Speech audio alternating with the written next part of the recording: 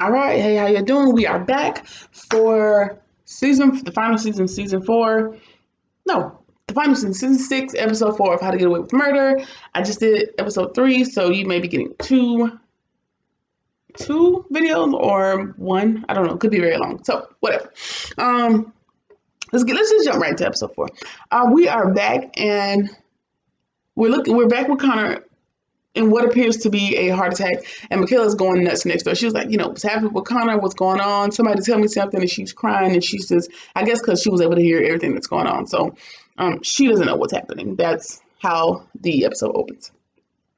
And we move on and we see Annalise has a burner phone inside of an oven mitt, inside of a drawer, inside of a whatever, just this stealthy type situation. And she transfers 50K to another account through some kind of burner phone and some fake name and all that good stuff. And she asks the lady, hey, what's the balance? Oh, the balance is now 208K currently. So it looks like Annalise is about to get the fuck ASAP, but she about to get out of there. Hopefully. I don't know. We're assuming she's dead, so maybe she never got a chance to even get to the 208K.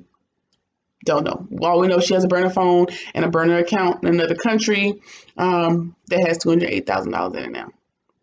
All right, so we move on, and Nate has a safe with information on everybody that, like I mentioned in the last video, and he's trying to figure out what to do with the information because they told him, I can tell you how Miller wasn't involved in your father's death only at the exchange of you helping us take Annalise down. And they're also offering him a job and all this good stuff. So he's at a crossroads and he still hasn't made a decision on what he's going to do with that information just yet.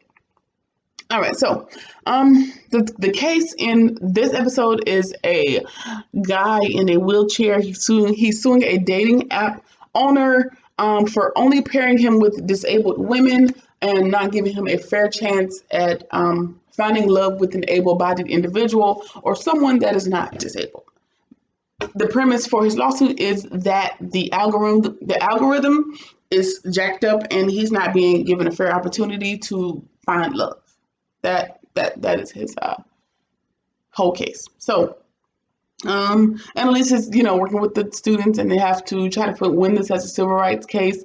Annalise and her team are actually working for the app creator and not the disabled gentleman. And everybody's kind of working, and Michaela is missing in action. She told them they're going to the Poconos for some kind of romantic weekend, her and Gabe, when in actuality they're going to the conference to meet up with Mr. Solomon Vick, which is her presumed father, okay, who turns out to be some acclaimed lawyer of sorts. And I guess we're operating under the assumption that Michaela is going there to basically steal his DNA to establish actual paternity and to sue him for money since he's such a millionaire. Because I think what on the tape, it was Solomon Vick. I think his mom was a client. I may have the story wrong, but Solomon, Mr. Vick, Michaela's mom was a client of his. He slept with the client, got her pregnant, did not claim the baby. So the mom allowed her boyfriend at the time, which Michaela assumed was her dad that died in prison, allowed him to think he was Michaela's dad, when in actuality, Solomon was Michaela's dad and he didn't want anything to do with that, according to the tapes that Annalise is telling Sam back in the day.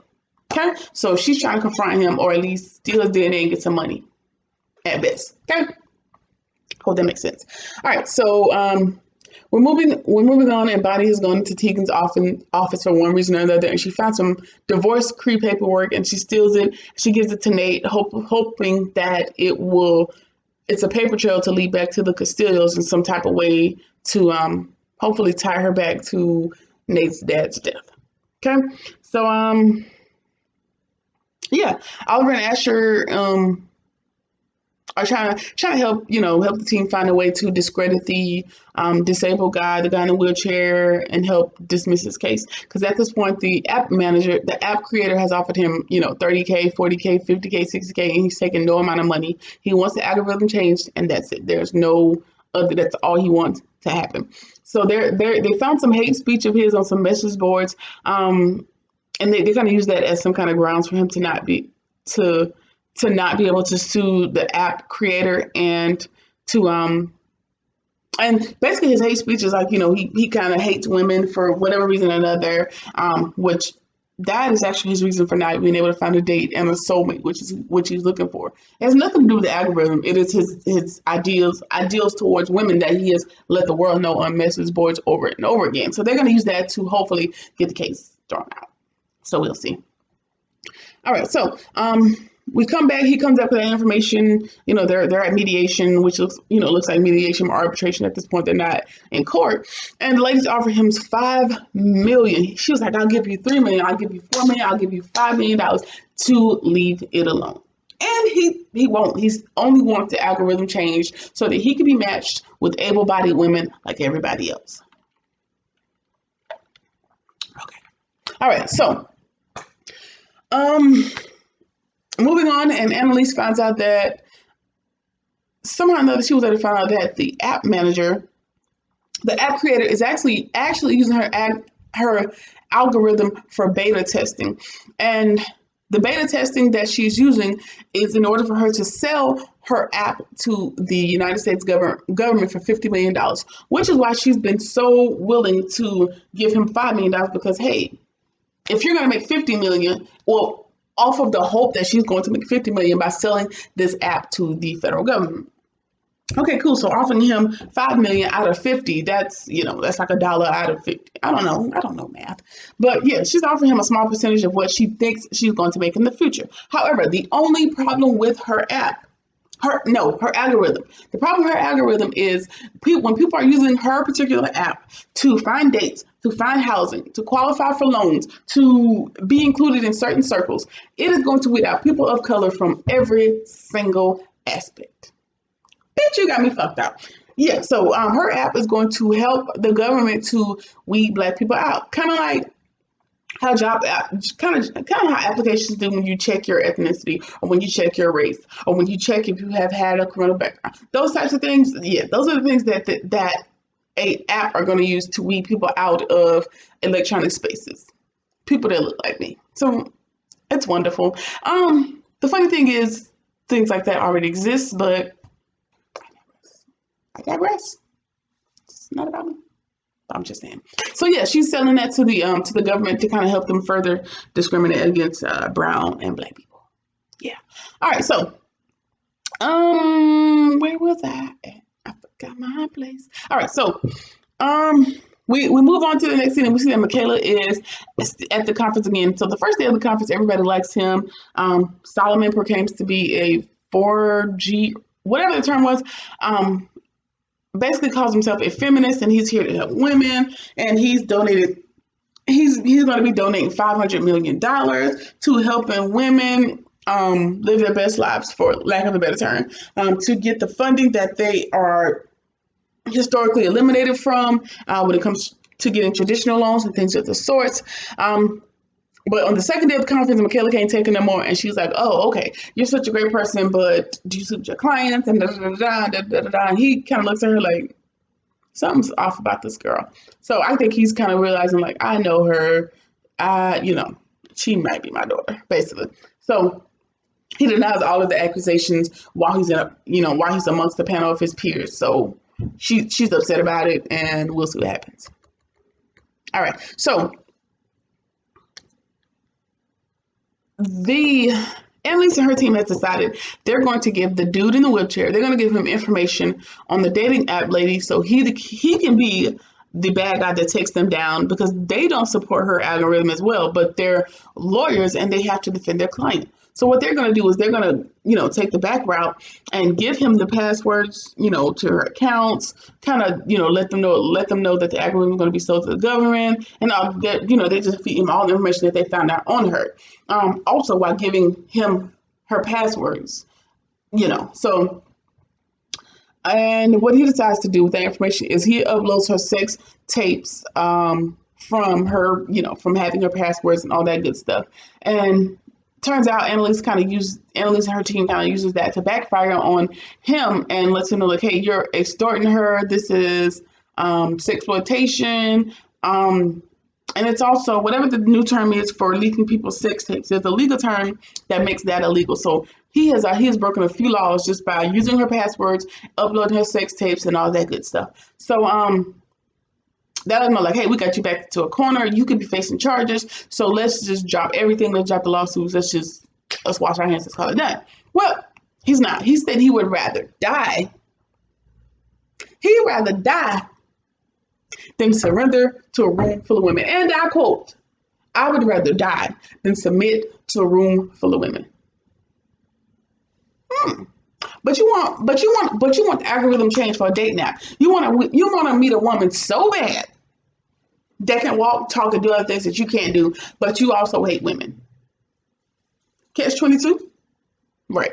All right. So, we move on and we realize that Laurel owns something called Barrington Holdings, which is a stock company of sorts, and we also realize that Tegan has stocks with said company. So that is the tie between Tegan and the Castillos.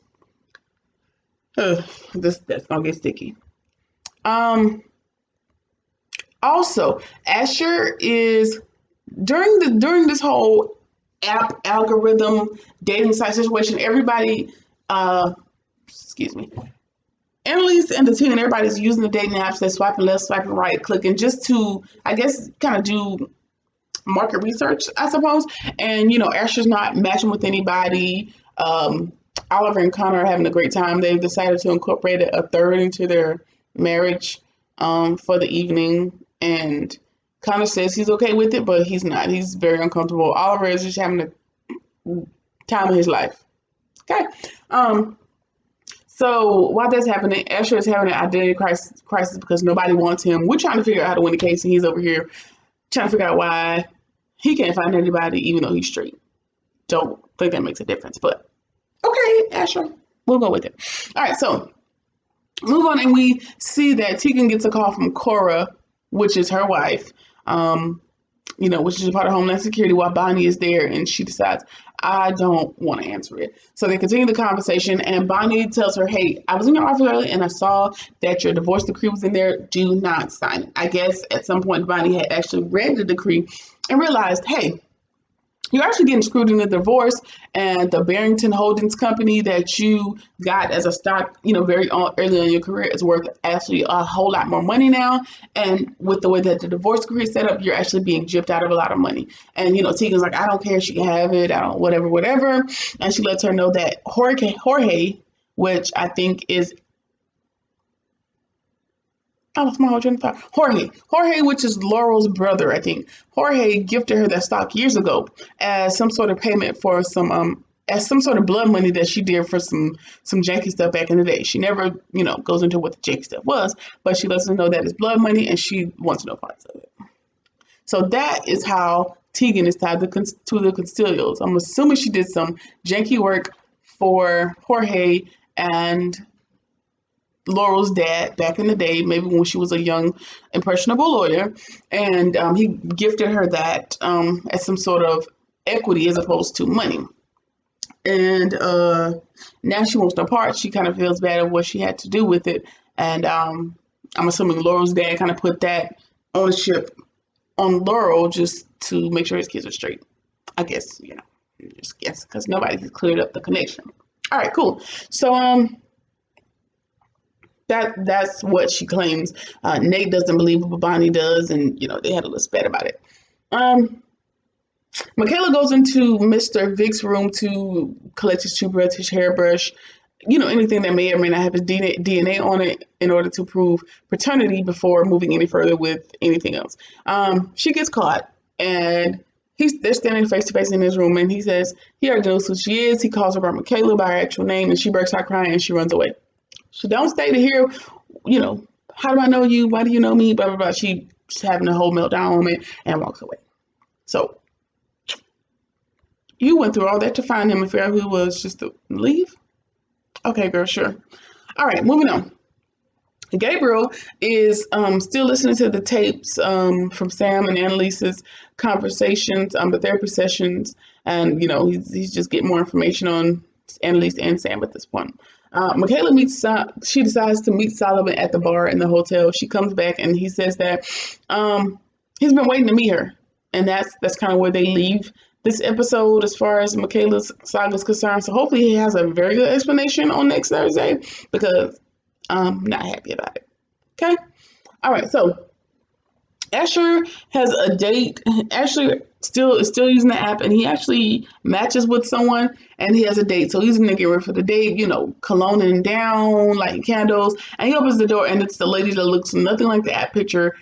And we find out that it is his sister Chloe. And he's like, you know what, go away, Chloe. Why are you here? I have a date. Blah blah blah blah. He's like, yeah, I know you have a date with whatever the name was on the app, and he's like, no, that was me. So I'm here. We need to talk. So I don't think I've ever known that Asher has a sister. I know that his dad died. I don't know what happened to his mom. I can't remember. But his sister is there, and she seems very frantic. So we'll see what's this guy say.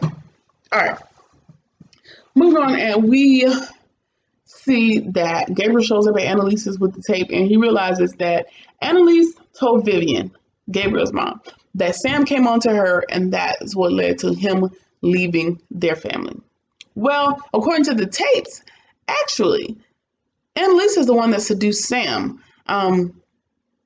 So she just broke up their home, which I don't think it really matters at this point, because it was 25, 30 years ago. But the story that Annalise told Gabriel and his mom was a lie. Well, we know Annalise is the queen of all lies, so don't be upset. It's all right. Everybody's dead now. Nobody cares. All right, so we're at the end of the episode, and Bonnie and Nate are in there arguing about who believes Tegan's story, who doesn't, blah, blah, blah, whoop-de-whoop, and we hear a bang on the door. And we hear a car screeching off. As we open the door, Frank falls in the door. He is bloodied. He is beaten to a pulp. And Frank is hurt real bad. So it looks like next episode, he's going to be fighting for his life. So Frank has been a constant through the season, so hopefully he doesn't die off like that. But so we'll see if Frank pulls through. If Michaela gets answers from her dad, Solomon, and we can go ahead and wrap up this, get to finishing the end of this season, the final season. So I will see y'all in the next review, which will be episode 5 of How to Get Away with Murder. See y'all next time. Peace.